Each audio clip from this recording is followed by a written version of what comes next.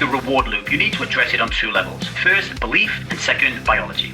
So let's start with belief first. Belief is a story. This is a story that tells you that alcohol gives you something. This is the narrative of the liquid life. This is how you've been programmed to believe that alcohol is nice, natural, normal, necessary, noble from the moment you've been born.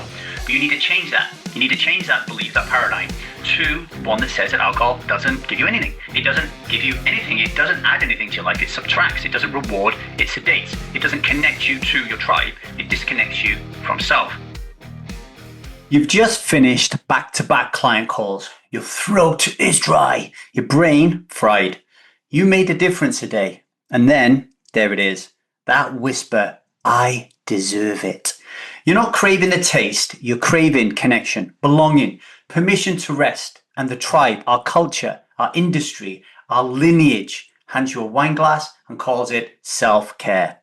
But what if that reward is the very thing keeping you from the life you're coaching others to create?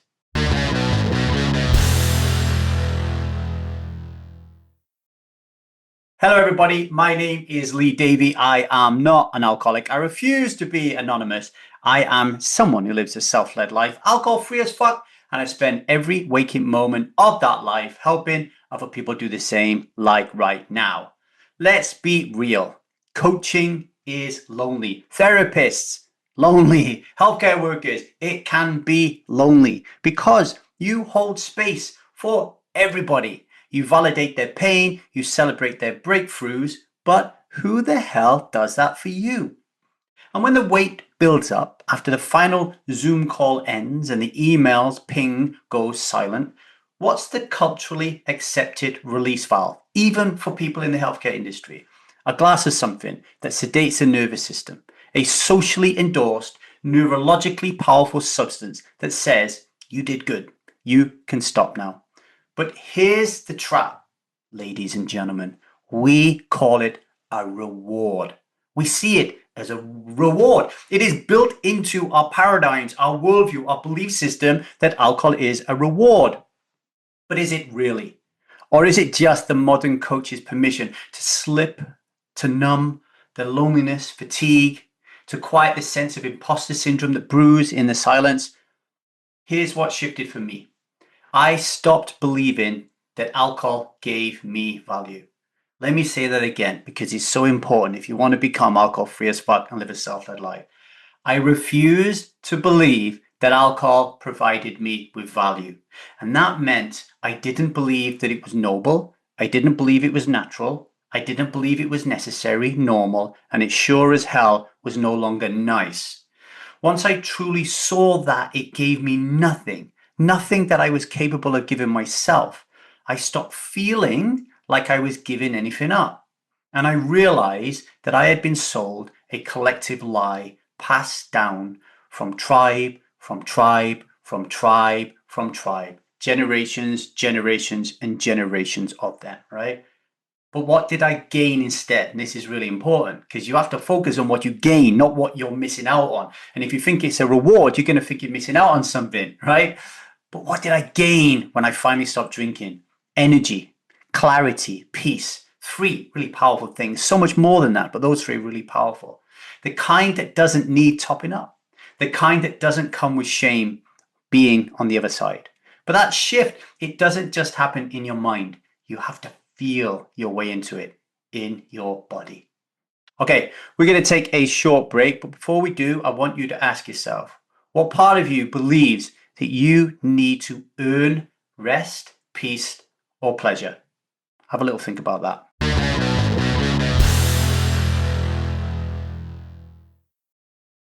Welcome back to the 1000 Days Sober podcast. Before the break, we were talking about how the idea of alcohol as a reward is rooted in tribal conditioning, a conditioning that coaches and healthcare workers, people who are out there trying to make a difference in the world, are vulnerable to because we're constantly giving and rarely receiving. So let's get back into that, right?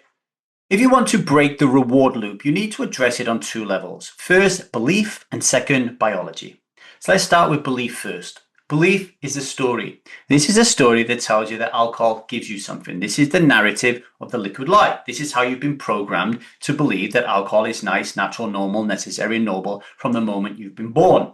But you need to change that. You need to change that belief, that paradigm, to one that says that alcohol doesn't give you anything. It doesn't give you anything. It doesn't add anything to your life. It subtracts. It doesn't reward. It sedates. It doesn't connect you to your tribe. It disconnects you from self. So the first thing you need to do is you need to stop calling it a reward, and you've got to stop thinking that alcohol is a reward, right? Second, biology. The whisper isn't just mental. When the liquid lie is calling to you saying, hey, have a drink, you need a reward, it's somatic as well. It's your nervous saying that you're absolutely fried, right? So in those moments, you really need to get out of your head and you need to get into your body and you need to ask yourself, how powerful is this urge to treat myself right now? Is it a 10 out of 10? Am I so panicked? Is the world going to end if I don't drink alcohol right now? I cannot handle it. I'm hyperventilating. Are you in that state? Or are you in a kind of like, now I'm actually focusing on my body. This trigger or this craving to drink alcohol, it's no different than feeling hungry and I can handle it. Like, where are you on that scale? Because if you lower down the scale, you might not have to do anything about it and you can just get through the wave of the crave very, very easily. If you're higher than that, then you might have to do something about it. You might have to ask yourself, well, what state am I in? Am I in an up-regulated nervous system state, fight or flight, or am I in a down-regulated nervous state, shut down, freeze? Because this indicates what you need. Because when you are triggered, and you are on a higher end of the scale of being triggered, you do need to deploy a trigger toolkit. You need to be prepared. You need to take action in that space between stimulus and response. Stimulus, I feel triggered. Response, I'm going to drink alcohol. There needs to be something in that space that moves you away from alcohol as a reward. This is your trigger toolkit, right? So for example, if you're feeling anxious, you might want to down-regulate. So you might need to do breath work or stretching, right? If you're shut down, you might need to upregulate. You might need to go for a run or jump in a cold shower. Alcohol is just a shortcut, but so are these really healthy practices. And only one of them leads you back to self, right? Coaches, therapists, healthcare workers, they need tribes too. Not a tribe that hands you wine, but a tribe that sees you, that holds you, and reminds you that your body is not broken, that your mind is not weak, and your feelings are not failure. And this ambivalence, this cognitive dissonance, this uncomfortable feeling we have about doing good in the world, but oh my God, I'm not doing good myself. What kind of leader am I? What kind of inspiration am I? That just happens to everybody. It's just part of being human. You just need a tribe of people that can hold you in that space. And strive can be that tribe. Okay? That was a mouthful, wasn't it? Strive can be that tribe.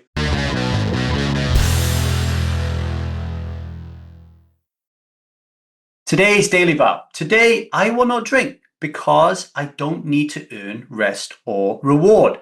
And I sure as hell don't need to numb my brilliance. And I am brilliant. I will meet myself honestly, and I will call that my reward. As you go about your day to day, some questions to reflect. When you use alcohol as a reward, what might you be avoiding feeling? And what would it look like to give yourself what you need without the lie, without the liquid lie, without the alcohol? What would it look like to give yourself what you really need? Okay. That's all I've got time for today, ladies and gentlemen. I will be back tomorrow with another episode of the 1000 Days Sober podcast. If this landed for you, please rate and review the show. It will only take you a moment, but will mean the world to me. And it will help more strivers find us and to grow and build this community as we battle against the liquid lie, right? And we try to make a difference in the world to help more people choose this alcohol-free as fuck lifestyle, right? If you really do, if you are a coach or a healthcare worker or a therapist, and you want to do some work around your own ambivalence around alcohol, go to www.thestrivemethod.com and sign up for the stuck phase of the Strive Method, because in that phase, we're not asking you to stop drinking alcohol, but we are helping you to understand that cognitive dissonance and that ambivalence and to come to terms with what's really going on and why you're turning to alcohol as the modus operandi of dealing with all your problems. So go and check that out, right? And until tomorrow, much love, strive on. do not drink today. Don't worry about the future, but just today, let's just try it on. Use every tool you have at your disposal in that period of time when you think you're going to drink. And you can nail this. You can really do this. I believe in you. You just need to believe in yourself. Much love and strive on.